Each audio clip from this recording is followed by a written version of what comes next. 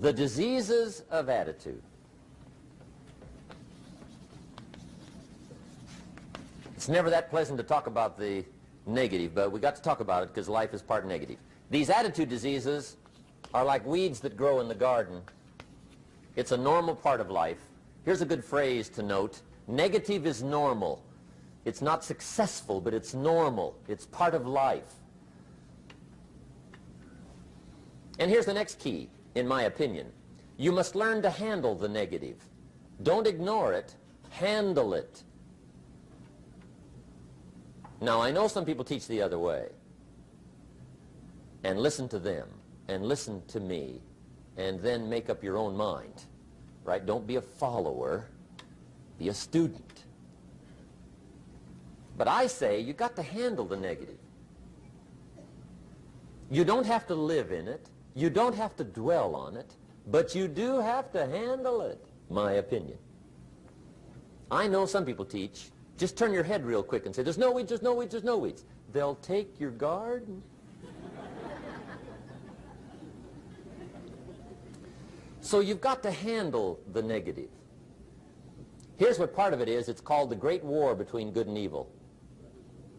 Mr. Reynolds and I are working on a new book this year called The Great War Between Good and Evil. And there is a war on. The minute you were born, you got involved in the war between good and evil, between darkness and light, between negative and positive, between evil and good, between tyranny and democracy, between weeds and human activity. I mean, the war is on.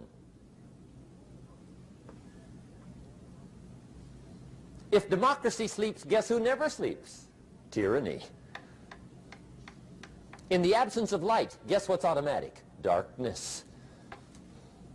If good does not arouse itself and become active, guess what moves in? Evil. It's a war.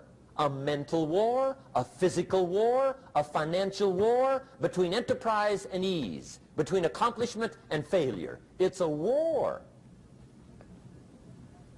That's why there's an Old Testament phrase that gives the best advice for human activity when it says, 6 days labor, 1 day rest. Now, I'm sure we've taken that to mean, don't work all 7 days, take one off. Here's what it also means, only take one off. Or you're liable to lose the war. Now, we've got it down to 5 and 2, and maybe that's not too dangerous. I don't know. If God would have thought of 5 and 2, he might have made it 5 and 2. I don't know. You can't think of everything. But here's what it does mean. Enterprise is better than ease. If you rest too long, the jungle overtakes the village. Now, here's the good news about the war between good and evil. Evil is no match for good, but good must be active. Weeds are no match for human activity, but if you stand still, how far in will they come? All the way. They'll grow right up around your shoes. But if you get busy, how far back can you take them? As far as you wish. They're no match, but you must be active. That's why the 6 and 1. Make sure you're not losing the war by taking off too much. Guess what the average years are after retirement? 6. 6. Which means don't retire.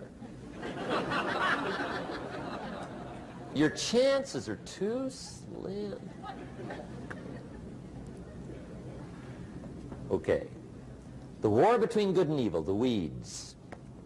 You got to make sure you recognize the negative, handle it, deal with it, and then go on.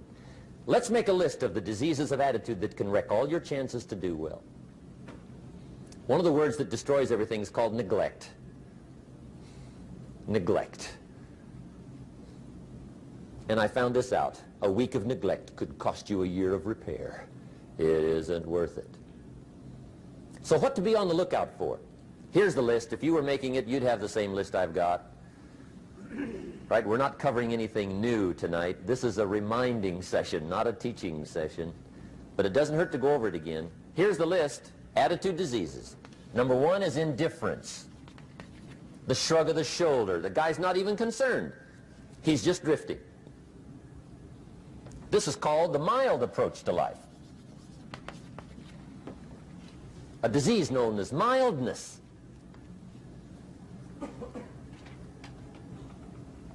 The guy says, well, I can't see getting all that worked up. Well, to be any kind of winner, you got to get worked up. There's one problem with drift. You cannot drift to the top of the mountain.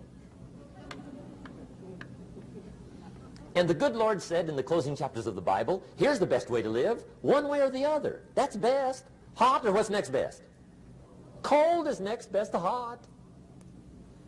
Not the half-baked middle, lukewarm, not too hot, not too cold. What a sad way to live. I think what it means is pick a direction and go with everything you got. Just pick one and go. Somebody says, yeah, but what if it's the wrong direction? You'll find out quicker. It won't take you 25 years to wake up and say, oh no, I've been walking the wrong road. I told my staff the other day, next best to prosperity is adversity. If one doesn't get you, pray for the other. We all do better from one of two reasons, inspiration or desperation. And I don't wish anything bad on you tonight, but if you're not inspired, I hope a wagon comes down your rut.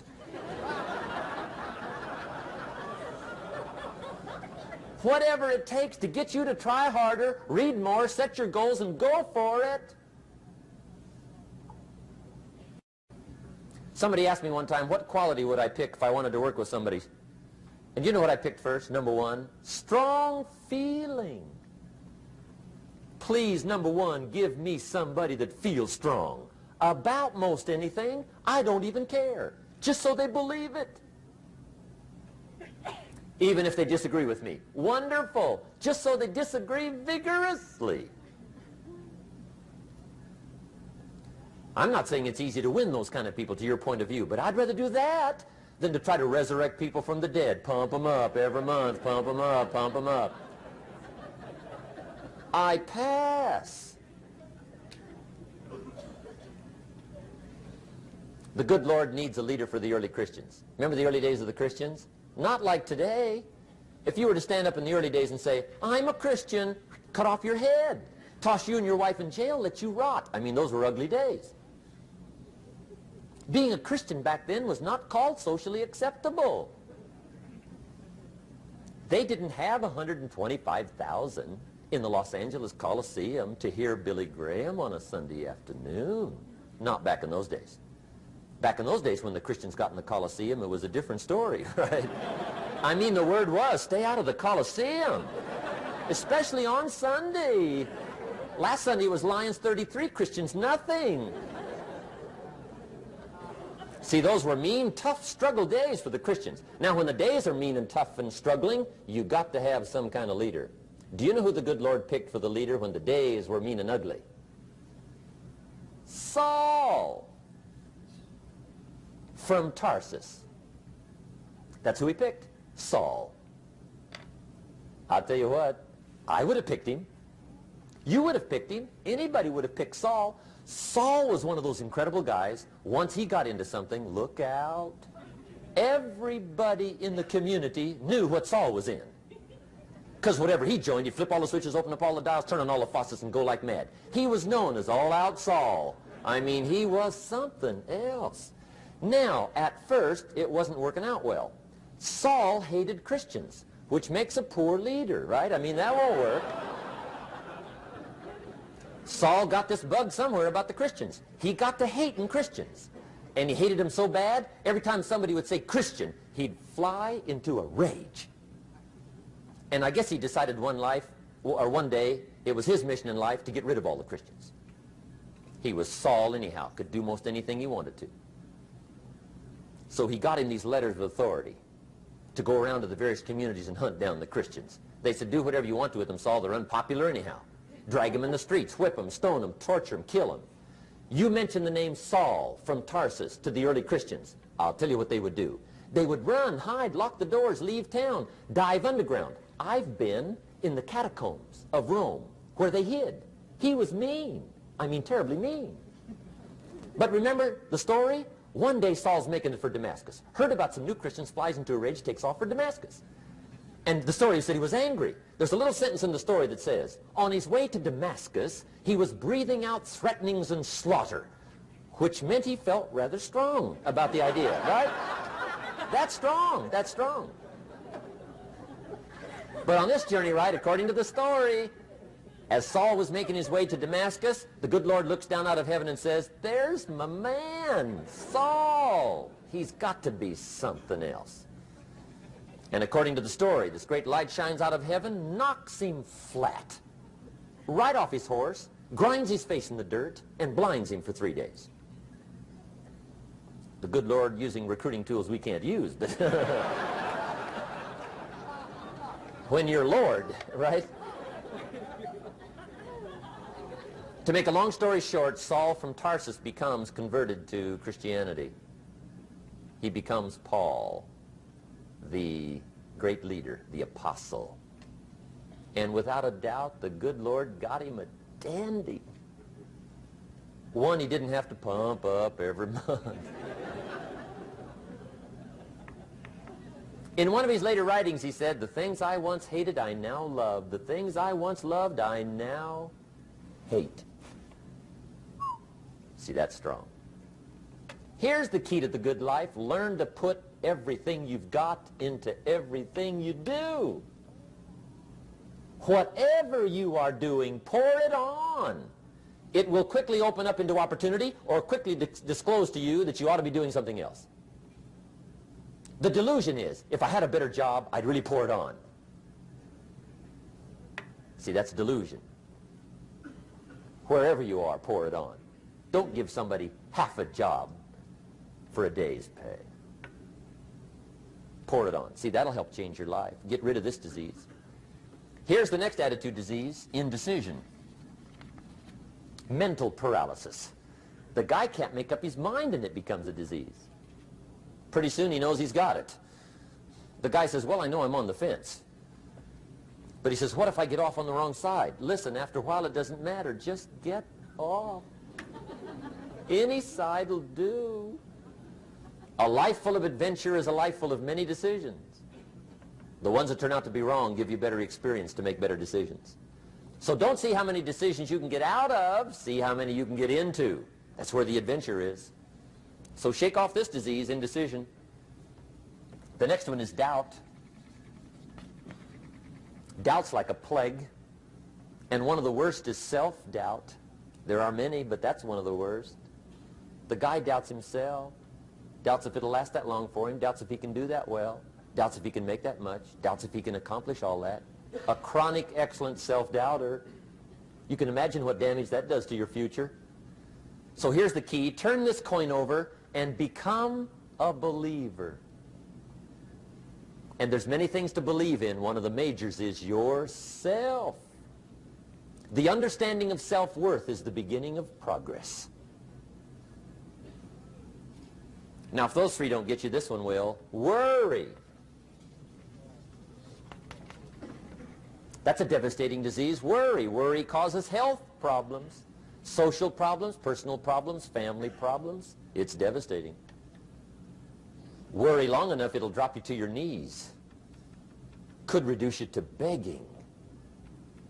I know how bad this one is. I used to have it bad. I used to be known as a super worrier. Not a super warrior. No, super worrier. My family wished I'd have been a warrior. I got those years to make up for. But I'll tell you what.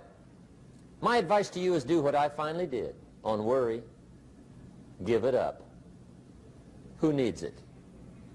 I'm not saying it's easy. I'm saying it's worth it. It took me almost 1 year to kick the worry habit, and it was not an easy year. It was one of the toughest years I ever spent, but I finally got that monkey off my back. And I discovered you could live the most incredible life free of worry. Not free of challenge, not free of difficulty, free of worry. I learned how to do it, and you can. Here's the next attitude disease. Over caution. Some people never will have much. They're too cautious. Now, you can also be too reckless, but you can also be too cautious. This is called the timid approach to life. And my caution was always the risk. Risk used to drive me right up the wall. I used to say, what if this happens? It's called the language of the poor.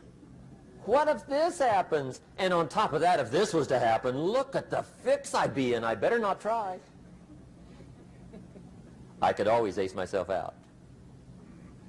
Then I'll tell you what changed my whole life when I finally discovered it's all risky. The minute you were born, it got risky.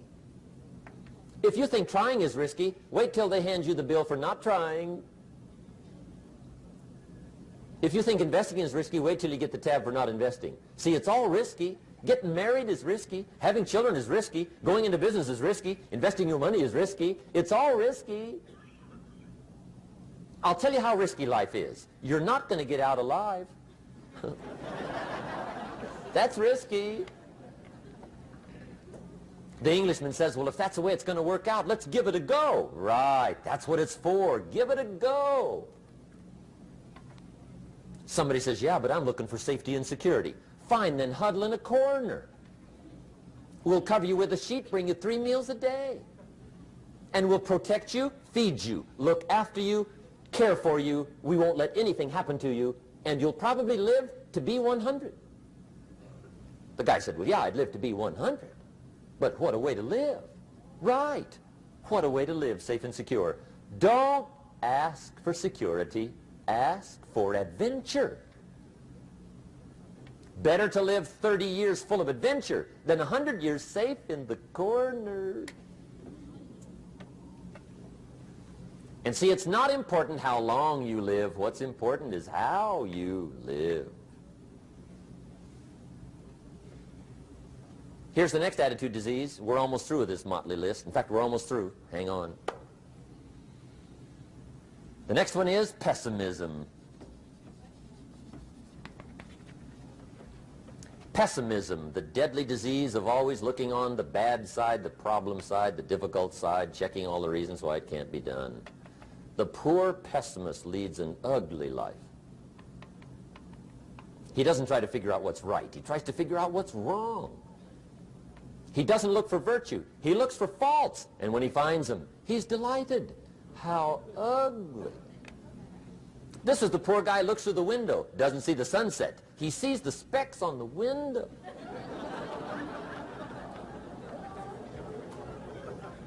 And this is the poor guy, right, who rushes up, takes such leave of his senses. This guy rushes up and he says, I've got 5 good reasons why it won't work. He's so dumb he doesn't know all he needs 1. He's got 5.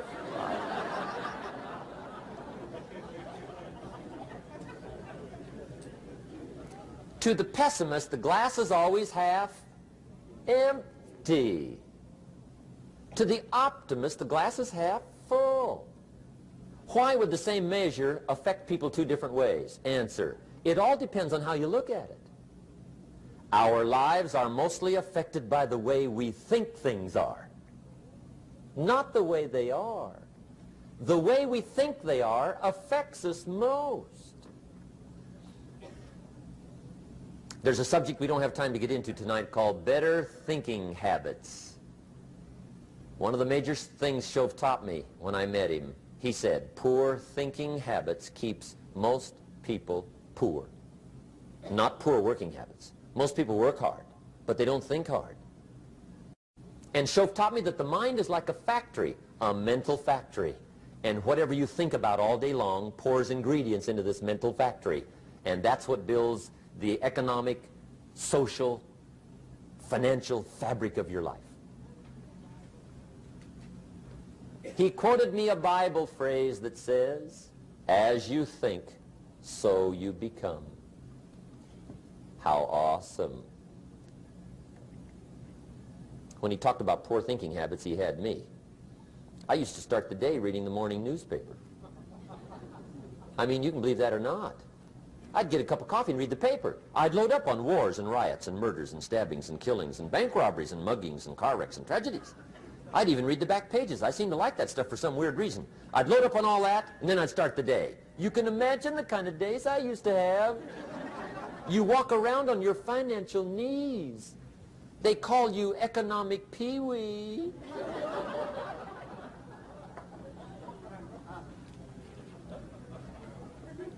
The guy says, I want to be a great leader. Wonderful. The first thing we do is follow him to his house. When we get there, we walk in and check his library, number one. Somebody says, well, why check his library? The reason is because what a man reads pours massive ingredients into his mental factory, and the fabric of his life is built from those ingredients. You would not believe what some people have got in their house to read. You would not believe. One of the best dressed up words I know for a lot of it is trash. Can you imagine dumping a barrel of trash into this mental factory every day and coming out with a rich, dynamic, positive life? It can't be done. You might as well try making a cake with cement. The kids back in Danbury, Connecticut, high school, they're asking me questions one day. I'm talking to the kids. Kids got good questions these days. One of them said to me, Mr. Rohn, how do you build the good life?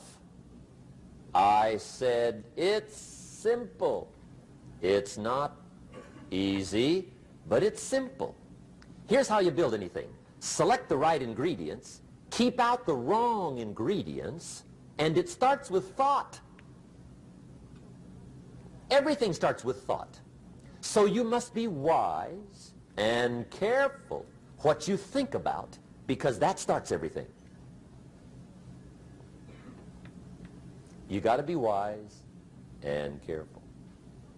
I asked the kids, what would happen if somebody dropped sugar in my coffee? They said, well, you'd be okay. I said, what if somebody dropped strychnine in my coffee? They said, well, you'd be dead. I said, correct. Lesson one, life is both sugar and strychnine. You gotta be careful. I said, what if my worst enemy drops in the sugar? They said, will you be okay? I said, what if my best friend, even by accident, drops in the strychnine? They said, well, you'd be dead. I said, correct. Lesson two, watch your coffee.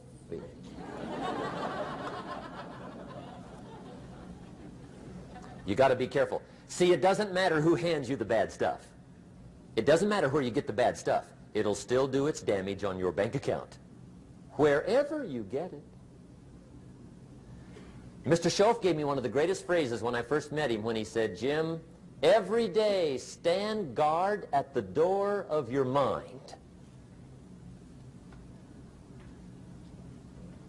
How important. Stand guard at the door of your mind. And you decide what goes into your mental factory. Don't let anybody just dump anything they want to in your mental factory, because you've got to live with the results.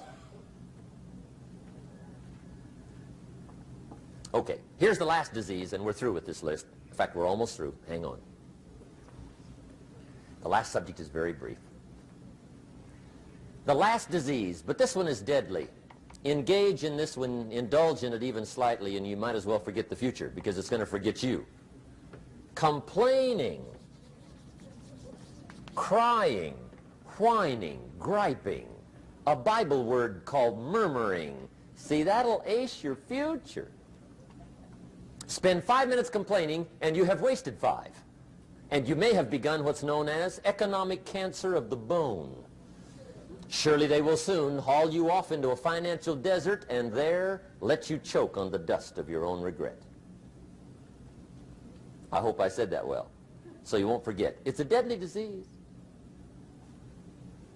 If you don't think it's bad, ask the children of Israel of Old Testament fame. Typical of us all, their story just happened to get in the book. Story says, children of Israel were slaves. God performed a series of dazzling miracles and got them out. And now they're heading for the promised land. Remember the story? Heading for the promised land. Tragedy of the story, they never got there. Reason. From day one, they started to complain. They griped about the water. They griped about the weather. They whined and cried and griped about the food. They griped about the leadership. They whined and cried because it was too far, too cold, too hot, too difficult, too miserable. I mean, they whined and cried for years. Finally, God said, I've had it, trip canceled. Or something like that. The story says they died in the desert, never got to the promised land. Which I think means two things. Indulge in this long enough, you get your future canceled. And I guess it also means even God himself can only take so much.